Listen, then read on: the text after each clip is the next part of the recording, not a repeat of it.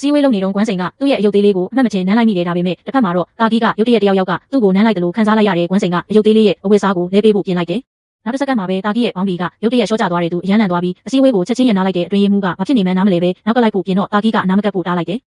ကွမ်းစိန်မထင်ထားခဲ့တာကသူ့ရဲ့အယုတ်သေးလေးဟာတာကီရဲ့ခန္ဓာကိုယ်နဲ့တစ်ထပ်တည်းချိတ်ဆက်နေခဲ့တာပဲတစ်ဖက်မှာတော့တာကီအိမ်ပြန်ရောက်ပြီးရေချိုးနေတဲ့အဲ့ဒီအချိန်မှာကွမ်းစိန်ကအယုတ်သေးလေးကိုကြည့်လိုက်တော့တကူလုံးရေဆိုနေခဲ့တယ်အံ့ဩသွားတဲ့ကွမ်းစိန်ကသပင်အချောက်ခံဆက်နဲ့6အောင်လုပ်ဖို့ပြင်လိုက်တယ်ဒါပေမဲ့ပြန်ကောက်ကြည့်တဲ့အချိန်မှာတော့ရုပ်သေးလေးက6တွေ့နေပြီးအဝတ်စားတစ်တောင်လေးထားပြီးသားဖြစ်နေတဲ့ကွမ်းစိန်အရန်ရှုပ်ထွေးသွားတဲ့ဒါကြောင့်အယုတ်သေးလေးရဲ့အဝတ်တွေကိုချုပ်လိုက်တယ်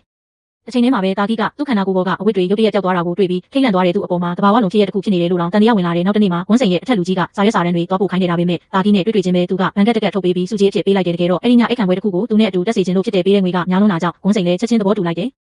ဒါပေမဲ့တာကီကကွမ်းစိန်ရဲ့အယုတ်သေးလေးကိုစိတ်ဝင်စားနေခဲ့တယ်ကွမ်းစိန်ကအယုတ်သေးလေးရဲ့ဘားကိုဆွဲညစ်လိုက်တယ်နောက်တစ်စက္ကန့်မှာပဲတာကီရဲ့ဘားမှာလည်းတယောက်ဆွဲညစ်လိုက်တယ်လို့ခံစားလိုက်ရတယ်ဒါပေမဲ့သူကအမြင်မှားတာပဲထင်နေခဲ့တယ်အဲ့ဒီညမှာကွမ်းစိန်တာကီနဲ့အတူအိတ်ခံပွဲကိုတက်ခဲ့တယ်ဒါပေမဲ့ကွမ်းစိန်ပေါ်လာတာနဲ့တာကီကိုနှစ်ပေါင်းများစွာသဘောကျနေတဲ့မိမတယောက်ရဲ့ပြစ်မှတ်ဖြစ်သွားတဲ့သူမကကွမ်းစိန်ကိုအတွေ့အကြုံမရှိဘူးတာကီနဲ့မထိုက်တန်ဘူးဆိုပြီးလှောင်ပြောင်ခဲ့တယ်နောက်ဆုံးမှာတော့ကွမ်းစိန်ကိုတိုက်ခိုက်ဖို့တောင်ကြိုးစားလာတယ်ကွမ်းစိန်လည်းမဖြစ်မနေတားဆီးလိုက်ရတယ်ဒါပေမဲ့လက်လွတ်လိုက်တဲ့အချိန်မှာသူမကရေတစ်ခွက်နဲ့ကွမ်းစိန်ကိုပတ်လိုက်တယ်ကွမ်းစိန်ကအယုတ်သေးလေးကိုအလိုလိုမျက်နှာရှိကာလိုက်မိတယ်မထင်မှတ်ပဲတာကီရဲ့မျက်နှာမှာရေတွေဆူရွှဲသွားခဲ့တယ်အဲ့ဒီမိမကတာကီကကွမ်းစိန်ကိုကာကွယ်ပေးလိုက်တယ်လို့ထင်ပြီးပိုဒေါ်လာထွက်သွားတဲ့သူမကကွမ်းစိန်ကိုရေကန်ပေးချီတွန်းပို့ပြီးရုပ်သေးလေးကိုတောင်လူယူလိုက်တယ်ကွမ်းစိန်ပြန်ယူဖို့ကြိုးစားချိန်မှာသူမကကွမ်းစိန်ကိုရေကန်နဲ့တွန်းချလိုက်တယ်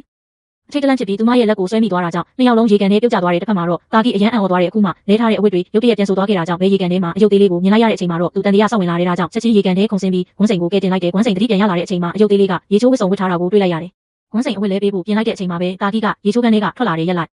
လို့ချက်ချင်းထားလိုက်တယ်ပြီးတော့အယုတ်သေးလေးကိုပေးဖို့တောင်းဆိုတဲ့ကွမ်းစိန်ညင်းလိုက်တော့သူကအတင်းလူယူသွားတဲ့ကွမ်းစိန်ပြန်ယူဖို့စူးစမ်းရင်းအယုတ်သေးလေးကိုရိုက်လိုက်မိတယ်နောက်တစ်စက္ကန့်မှာပဲတာကီကသူ့ဘားကိုကင်ပြီးဘာလုပ်တာလဲလို့ဒေါသတကြီးမေးလိုက်တဲ့အဲ့ဒီအချိန်မှာကွမ်းစိန်ရုတ်တရက်သဘောပေါက်သွားခဲ့တယ်ရေဆိုတာအဝတ်လဲတာထိခိုက်တာအားလုံးဟာအယုတ်သေးလေးနဲ့တာကီရဲ့ခန္ဓာကိုယ်တစ်ထပ်တည်းချိတ်ဆက်နေတာကြောင့်ပဲဖြစ်နေခဲ့တာ